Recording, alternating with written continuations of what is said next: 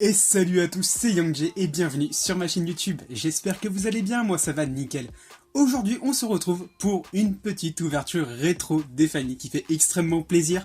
On a du lourd avec nous, j'espère qu'on va choper également de très bonnes cartes. Priez pour moi s'il vous plaît, la dernière fois on a pu récupérer la fameuse carte grande valeur en ultimate. Oh mon dieu, qu'est-ce que ça fait plaisir, en plus je l'avais pas en ulti, je l'avais pas. Ça fait extrêmement plaisir en tout cas, j'espère qu'on va réitérer l'exploit encore une fois aujourd'hui. Bon, je vous présente un petit peu les boosters, voilà, on va avoir quelques très bons trucs. Là, par exemple, on a donc l'éternité brûlante, qui lui est sorti le 1er mai 2005, donc très bon booster, avec des cartes GX à l'intérieur, donc là on n'est plus du tout sur la première génération, mais sur la deuxième génération.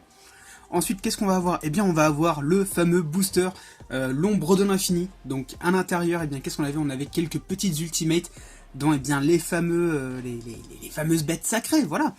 Donc, les petits substituts, on va dire, à nos dieux égyptiens de la première génération. On les a bien évidemment encore à l'intérieur, soit en secret, soit en ultra rare, je crois, si je dis pas de bêtises, soit secret, soit ultra rare. Donc voilà, et donc c'est un booster qui, lui, est sorti donc le 18 février 2006.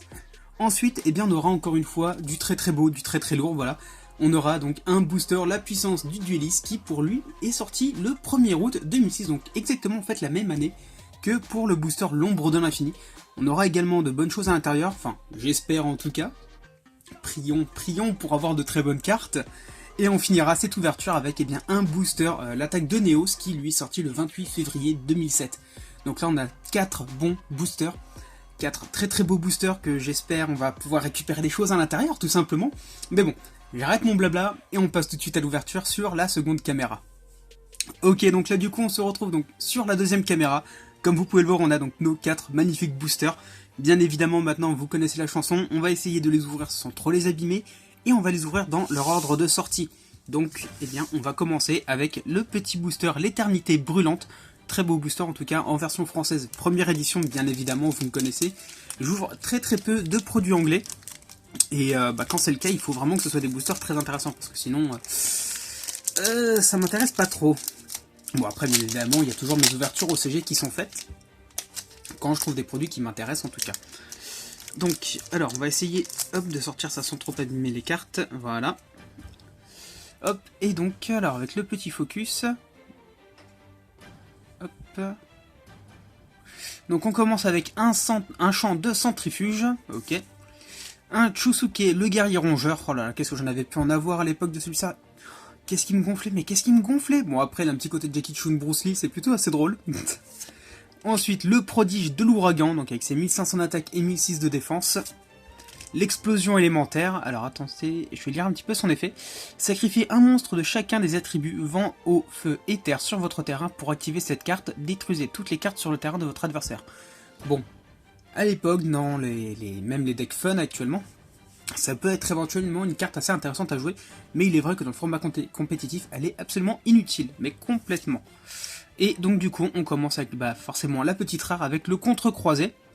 Donc plutôt sympa, on va lire son effet. Si la défense d'un monstre attaqué en position de défense est supérieure à l'attaque du monstre attaquant de votre adversaire, les dommages de combat infligés à votre adversaire sont doublés, détruisez le monstre attaquant après le calcul des dommages. C'est plutôt pas mal même, carrément d'ailleurs. Ok, donc là du coup on aura juste eu une petite rare. On continue du coup avec les ténèbres fusion du saut maudit. Ok. Rugissement menaçant. Poisson lune spatial. Le chien mécanique marron, ok. Et puis du coup c'était la dernière carte pour ce booster. Ok. Bon, j'espère qu'on aura plus de chance dans le booster. L'ombre de l'infini. Alors celui-ci, hop. Tout doux mon pote, tout doux. Voilà, tout doucement. Hop. Pas l'abîmer pour le garder en bon état. Hop, c'est un peu compliqué de temps en temps pour avoir certains boosters, en tout cas pour pas les exploser on va dire. Hop. Alors, on commence donc avec le Tenkabito Shien, avec ses 1500 d'attaque et 1000 de défense. Le canon rouage ancien. Le roi machine prototype. Le rouage ancien. Ok, tiens, on l'a pas déjà récupéré? Non, d'accord, ok. Non, on l'a pas déjà récupéré. Et derrière, donc techniquement, je crois qu'on a donc la carte de rareté et la petite rare, donc l'explosion adhésif, avec ses 1000 d'attaque et 1000 de défense. Monstre machine à effet, ok. Bon, c'est pas forcément ce que je recherchais, voilà, malheureusement on n'aura pas eu d'ultimate à l'intérieur. Après, il y a encore 2 autres boosters, on sait jamais ce qui peut se passer.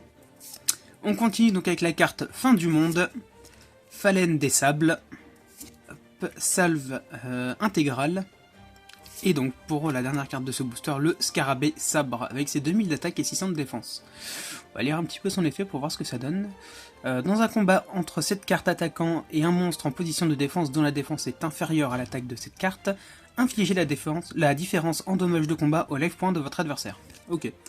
Ouais, donc c'est un effet plutôt bateau, on va dire, vu qu'on a déjà pas mal de cartes avec ce genre d'effet. Donc c'est pas vraiment très intéressant pour le coup. Bon, on passe donc au booster La Puissance du Dueliste. J'espère qu'on aura du lourd en tout cas à l'intérieur. Hop, ok. Bon alors là pour le coup par contre je l'ai complètement défoncé, malheureusement. Hop, bon. Du moment que le devant reste en bon état, en tout cas, c'est l'important. Voilà. Ah, si j'arrive à faire sortir les cartes, ce serait bien aussi, non? Hop.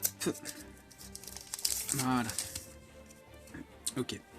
Alors, donc on commence avec donc le Sauveteroïde, le Finlam Héros de la Destinée, Mirage de la Destinée, les Chemins de la Destinée, pas mal de cartes destinées à l'intérieur. Hein. Le Tyranno, oh la petite super, le Tyranno ultime qui fait plaisir.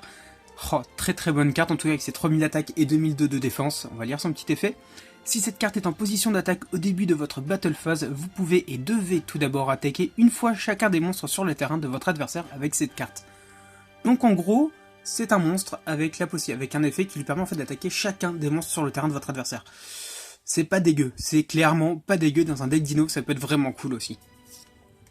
œuf jurassique miraculeux, donc avec 2000 de def et 0 d'attaque. Le chasseur alien, c'est vrai qu'on avait quelques cartes aliens dans cette extension. Ok. L'âme commune. Et l'esprit de la destinée. Sachant qu'en plus, on va avoir pas mal de supports pour l'archétype héros de la destinée. Dans le pack légendaire de Bakura. Oh, le pack de Bakura. On en reparlera dans une prochaine vidéo, mais franchement, je l'attends vraiment avec impatience. Je suis vraiment hypé par celui-ci. Beaucoup plus qu'avec les autres d'ailleurs, je sais pas pour vous. Dites-le moi dans les commentaires si c'est également votre cas, histoire de savoir si je suis seul ou non. Mais franchement, je pense pas être. Ok, bon, dernier booster, l'attaque de Neos, encore une fois, hein, que des boosters en français, de préférence en première édition si j'arrive à les trouver. Hop. Toc, on va mettre ça ici, voilà. Et donc on commence avec l'esprit radieux. Hop. Le château de brume de Chien, donc une petite carte pour l'archétype 6 samouraï. L'abysse silencieux, le sage du calme, la petite rare, la prophétie de la transmigration, vraiment sympa l'illustration pour le coup, très très cool. Sélectionnez 2 cartes depuis un ou plusieurs cimetières et mélangez-les dans le deck de leur propriétaire. Donc en gros on peut très bien récupérer des cartes de notre cimetière pour les remettre dans notre deck, mais également des cartes du deck de l'adversaire pour éviter que ces effets puissent être activés tout simplement. Les 6 samouraïs Yaishi, ok. Le scellement de rituel, le kaki guérilla du monde ténébreux, et on finit donc avec la carte les 6 samouraïs Zanchi. Ok, bon, ouverture plutôt chill, hein, encore une fois, voilà.